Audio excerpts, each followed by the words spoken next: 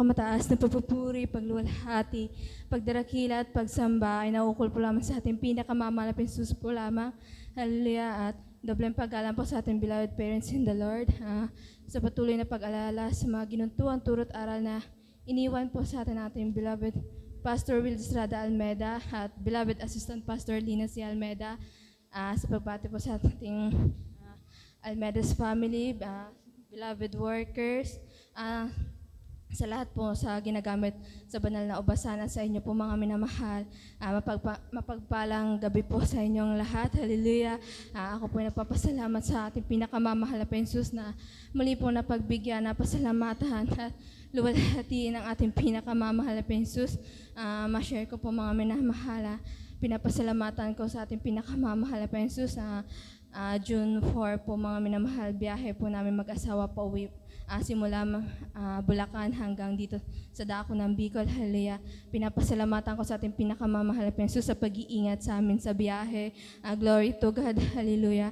Andiyan yung pag-iingat ng ating pinakamamahal na Jesus. Hallelujah. At ma-share ko po mga minamahal, kami po mag-asawa, napag-usapan po namin na after po ng wedding, ang gusto niya po magkaanak po agad kami.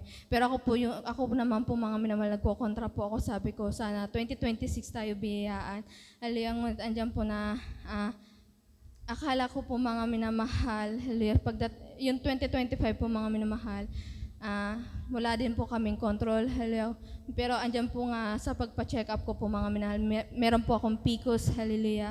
At sabi nga po ng doktor, kung gusto na daw po namin magkaanak, magpapaalaga po kami at may papainom po sa aming gamot. Hallelujah.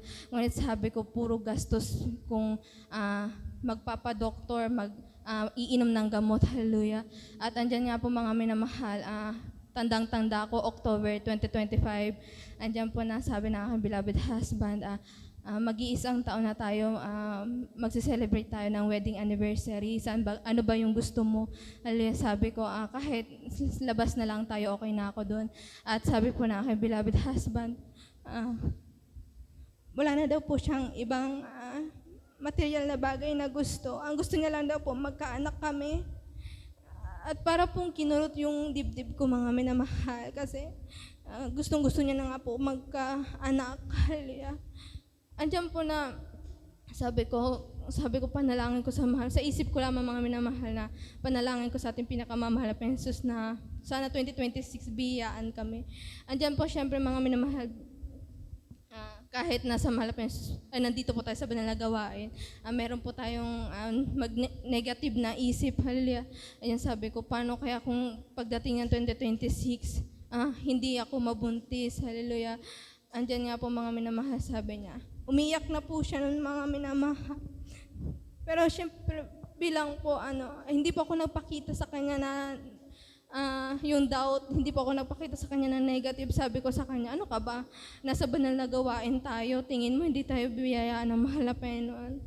Andyan sabi ko, andyan nga po mga minamahal na sabi niya, tagal ko na din iniintay. Sabi ko, mag-iisang taon pa lang tayo magkasama. Sabi ko sa kanya, imposibleng hindi tayo bigyan ng ating pinakamamahal na Jesus.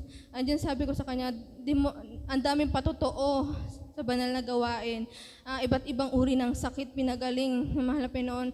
Ako pa kayo na PCOS lang yun. Hallelujah. Andyan nga po mga minamahal na, ayan nga po mga minamahal, sabi niya, ang dami nagsasabi sa akin, hallelujah, na magpaalaga na daw po kami. Sabi ko sa kanya, ba't mo sila pakikinggan? Hallelujah. Meron naman tayong Diyos na buhay. Hallelujah. Hallelujah. Praise the Lord. Sabi ko sa kanya, ang dami na natin panalangin sa mahal na Jesus, hiningi sa kanya, binigay ng ating pinakamamahal na Jesus. Hallelujah. At ayan po mga minamahal, sabi ko sa kanya, pagdating ng January po mga minamahal, hallelujah, hindi pa po ako dinadatnan noon mga minamahal. Tapos nag-PT po ako. Hallelujah. Andiyan po nakita ko na negative po yung PT. Hallelujah. Andiyan sabi niya, meron daw pong guhit. Sabi ko, ayaw kong umasa. Sabi ko, itapon mo kasi negative yun. Hallelujah. Pagdating po ng February mga minamahal, lagi po ako nagkakasakit, laging pagod, hallelujah. Andiyan po na di ko po alam mga minamahal na buntis na po pala ako, hallelujah. Andiyan na po na grabe po naging emotional po ako mga minahal sa loob ng isang buwan. Lagi po akong nilalagnat, hallelujah. Andiyan po sabi ko, umiiyak na ako sa mahal pa. Sabi ko, mahal pa, paalala mo ba ito? Nakakadalo naman ako ng 3 times a week, hallelujah. Sabi ko, mahal pa noon, nakakahabol naman ako tuwing Wednesday kahit may trabaho. Sabi ko nang ganun, kahit wala na akong pahinga, sabi ko sa malapit, andyan po yung pagdadahot ko mga minamahal, sabi ko, andyan po hawak-hawak ko po yung Bible ko, yakap-yakap ko po mga minamahal kasi sa sobrang tindi ng sama ng pakiramdam.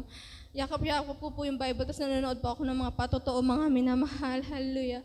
Andyan po na February 23 po yun mga minamahal, pagdating na kinabukasan, February 24,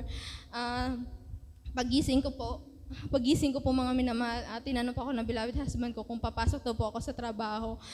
Hindi po ako umiimik, sabi niya. Bigla po siya nagsabi, huwag ka munang pumasok, magpahinga ka muna.